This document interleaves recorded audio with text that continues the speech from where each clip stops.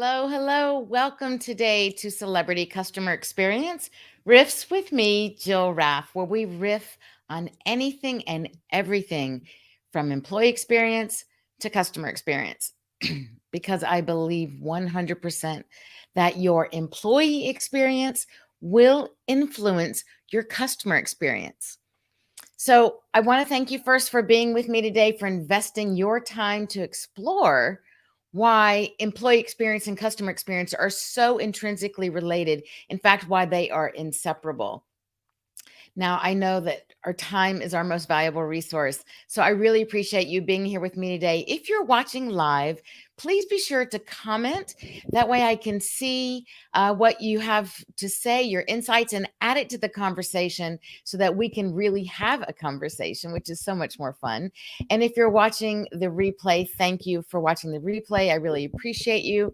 And comment as well. Tag me in the reply so that, again, we can continue this conversation because it's an important one. I think everything we talk about here is important, of course, but I encourage you also to share this episode or any of the previous episodes on your feed so that your audience can weigh in on the conversation so that they can learn and take some nuggets away of why it's so important that we think about our greatest assets, and that is our employees, our the inside of our company to influence the outside. Okay, so in the last several weeks, you've heard me talk a lot about the paradigm shift going on in the marketplace, the disconnect that's happening throughout the organization.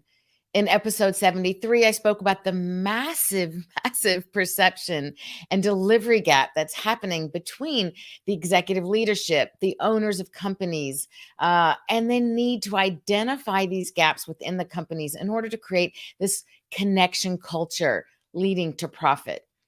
In episode 74, I talked about the need to build a bridge to fill in these gaps, to cover those gaps, to create alignment in order to have accountability. So you cannot have accountability without making sure everyone's in alignment with what you believe in, your high values of your company. But also, it cannot happen without the expectations being clearly set and created and without mutual agreement and understanding on what's expected throughout the organization. So, now let's talk a minute about who is responsible for creating those expectations, those accountabilities, and ultimately who's responsible for what's going to lead to the employee and the customer experience. So, I decided to talk about this today. Besides the fact that it's a very important topic, it really was highlighted recently when speaking at an event where I was brought in to present my talk on how to become the employer of choice. And I added in a short EX to CX poll, employee experience to customer experience poll at the start to assess the pulse of the room, the people there, and what their thoughts, what their experience was around employee experience to customer experience, and ultimately who is responsible for creating that experience. And it's always so interesting to me to see the results of the people in the room, or if it's on a Zoom call, if I'm doing a presentation virtually, to really see what the response and the feeling is about those people. So, more on that in a minute. Uh, I can tell you that as someone who grew up in a fast growing franchise business, my parents and grandparents opened McDonald's number 150 in the early days. So I really know and understand the challenges of fast growing businesses. And now looking back on all of my experiences and speaking to the men and women who worked for my dad in those early days, building their lives and their careers, I can see with full clarity that the customer experience is largely created from the quality of the employee experience. And I got to see how this employee experience was created, how they built a culture of connection, a genuine connection culture, and how that created an environment where people wanted to come into work. And I think that's what we're all looking for to achieve in today's marketplace, especially where the attraction and retention is such a key issue, especially um, exacerbated by the pandemic. So, what we found is that there is this large disconnect between what the ownership, the executive leadership thinks is happening on their front line or from their customers' perspective, from what actually is happening from what the employees think and what the customers are experiencing. So, of course, this is supported by the Bain and Company statistic from their study that I use all the time because it is so crucial.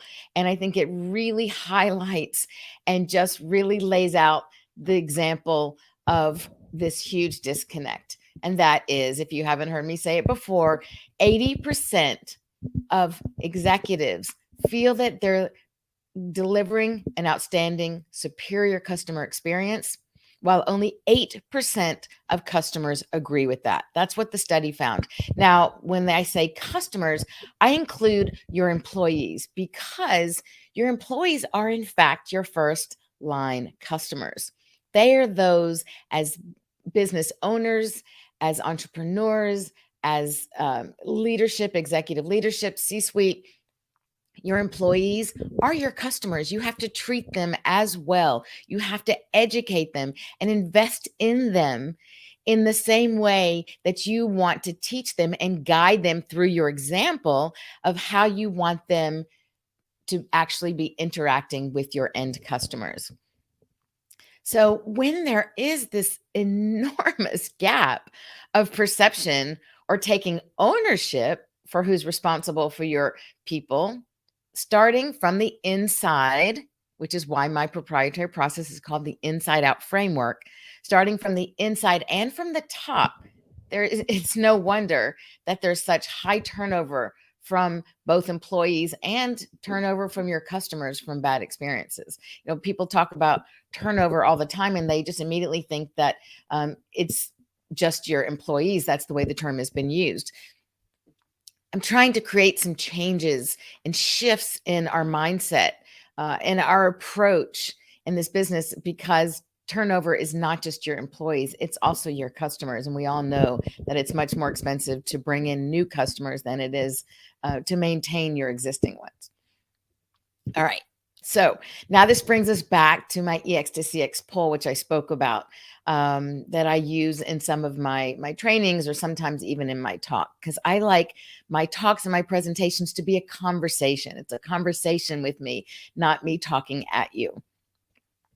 So here are the 3 questions and the possibilities. And I would love for you, even if you're watching the replay, I would love for you to give me your thoughts and your examples. And I think we're going to run these actually as 3 separate posts so that we can really dive deep into each of these questions. But I want to highlight it for today's purposes about talking of and looking at who's responsible for these experiences. Okay, so question 1 is, how many of you have had a bad or a customer experience, right? Which ones are they really bad, or it's customer experiences? How many of you had more of those than you've had great ones? Okay, answer possibility 1 is that I've always had fantastic customer experiences where I get the full attention of the salesperson, the waiter, the attendant, and I feel like I'm the most important person in the room. Second option, I sometimes feel that I get a great treatment from the employees where I'm doing business. And the third is, it's rare for me to get great, consistent, knowledgeable help and care.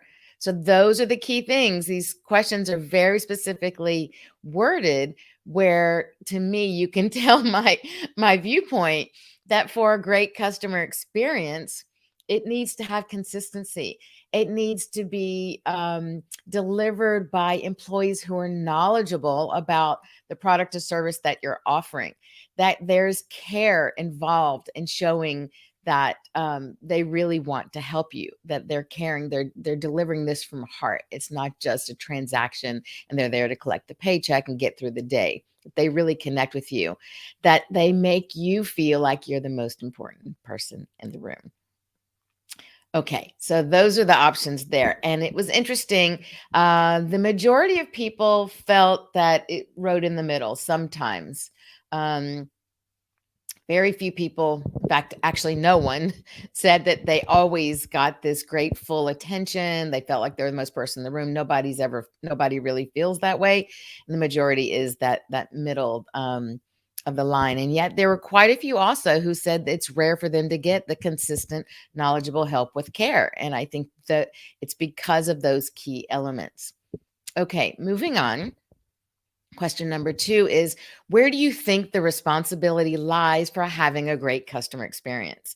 And this is what I wanted to talk about mostly today. Question Answer number 1 was, it falls on the company. It's the owners, it's the executive leadership, it's the top that's responsible for that experience. And do you know, I think maybe 1 or 2 hands went up for that. I was blown away. So I just thought, okay, that's very interesting. Let's move on. The next option is management. Management is responsible for having that great customer experience, and a lot of hands went up for management.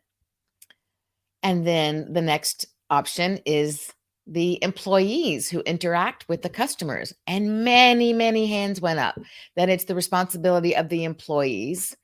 D is the customers. The customers are responsible for having a great customer experience. And a lot of hands went up for the customers. And then E was all of the above. So I want to talk for a minute about the fact that there were so many hands that went up on lying the responsibility of creating that experience on the management team and the employees and even the customers themselves. So where do those where do the management where let's start at the top. Where does the management come up with the information that they need to pass on and lead their people, not even just manage them, but lead their people on how to create that great experience? Where are the expectations created? Where's the education put into educating them and then training them on the skill task, but educating them first, you guessed it, on that high value and the core values of your company, how they should speak to people, how they interact with people, right? At a high level. And secondly, okay, that's the management. How do we make sure that the management is getting what they need? Who's responsible for that? Right? There's a chain of what goes on. And if management is hired and they aren't given that information to know, okay, this is what the brand I'm working for now, this is what they believe in. This is the language they want in conveying their brand promise. These are the set of values that are important to them that we have to transmit into our people to create the culture that we want. And then that culture ultimately is going to make you either the employer of choice or not. And then, of course, that gets passed on to the customer. So if you're not teaching that to your management, how can you hold them responsible, right? The expectations that are set. Now, let's address the employees. Are the employees responsible? Well, yes, they are responsible because they're the front line. They're the ones who are the face of your company representing your brand.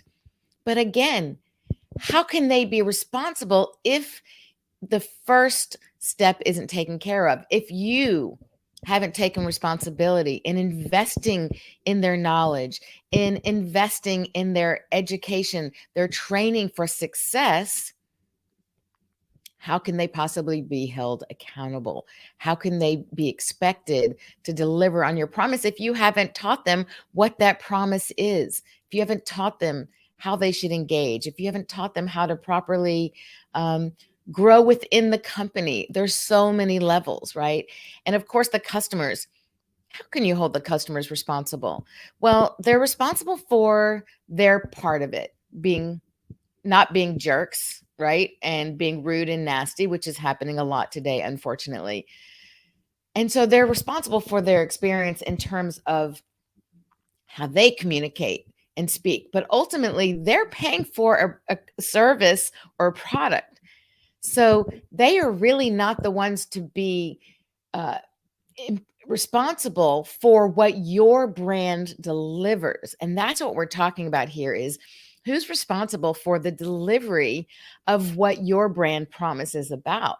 Your brand promise leads to that experience that happens inside and out, inside being your employees, out being your external customers. And what I found interesting was um, during the talk along the way, another story came up, and I was able to reflect back on this and actually ask again and say, so where does it start? Like, how do we know? How does your management, how do your employees know what it is that they're expected to deliver on? How are they going to create that experience without that? And a woman in the front raised her hand and said, it starts at the top. It starts with us.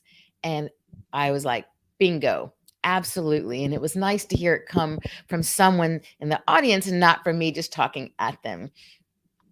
So I want to just leave that with you to think about, that it's not just me talking at you, that this needs to be a conversation that goes on within your companies, within your leadership teams, within your C suite, within your daily huddles, every day with everybody throughout your company, especially at the top, that the responsibility lies there. And then it happens in the daily huddles in terms of what you've decided on that executive leadership level, on that ownership level of taking ownership, that it's your responsibility. When you decide what those key elements are in the values, in the brand promise, in the delivery, in the execution, all of those pieces that go along the employee journey, because that's what I help companies with. I help them figure out, how do we incorporate that into the employee journey? Many are talking about the customer journey, which is very important, but I focus on your employee journey to make sure that ultimately the customer journey will be frictionless and smooth and a happy, wonderful experience where it's almost transparent that all this good stuff is happening in the background because you've had a quality employee experience happening within your company, creating that connection culture. So you see how everything I say every week always ties together, and it's all truly intrinsically related, and it is inseparable. So I'm gonna leave you with that today. I wanted to keep it short and simple, but it's a very important question to think about, who is ultimately responsible. And clearly now you know my thoughts on that. That my point of view is surely that the responsibility and the ownership cannot be passed on to the people you hire if you don't fully establish what that is and clearly communicate and educate that to your people. And not just when they come in to interview, and not just with your onboarding process. Of course, that's crucial, but it has to be contiguous. It has to be consistent throughout their employee journey. Every day that someone's with you, to for they establish, reinforce, um, really even reassess what's going on in your business, and making sure that it is in alignment with your company high values and what you expect of them, and investing in your people. So I hope that you're able to take something from this today, that if nothing else, it's created a thought process, that it's asked, maybe asking yourself some questions. That's what I hope to do with all my content, is to just get you thinking, to really think about what do we need to do to make these shifts, because the paradigm shifts are happening rapidly and the speed of change is insane. It was always crazy with technology advances, but especially now with the pandemic and everything that's happened, the needs that have come about because of the pandemic, the creativity and the innovation that has come about, which is always a wonderful thing that comes from chaos and really, I think any sort of crisis, what comes out of that, if we look for the silver lining, is always growth, innovation. And so that's the way I look at things. And I hope that that's helped you just bring some of those things to your mind, to question them, to think about them, to get you thinking. And if you ever want to discuss how this can be implemented in your company, how I may be able to help you. If we're the right fit, we may not be. I invite you to a complimentary conversation. Let me put up my contact information there for you. Jill at jillraff.com. I welcome a conversation. Check out my website, jillraff.com. And again, the last name is Raff, R like Ronald, A like apple pie, and double F like French fry, of course. And let's have that that complimentary conversation about discovering where's this happening in your company? Where do the shifts need to be made? And let's determine whether or not the symptoms are actually the root of the problem, whether the problems that you're having are actually symptoms of a bigger problem, or if in fact those are the problems. So happy to have this discovery call with you. Reach out to me. That is complimentary, no obligation whatsoever. Here to help you. I want to make a bigger impact. So thank you for joining me today. And I want to just encourage you to create great experiences and more every day. Think about your people, prioritize your people. They are the greatest asset you have. And I invite you to join again next week, next Thursday, same time, 12 Central. It's 12 Central Time, 12 noon Central Time on Thursdays. Thanks for joining.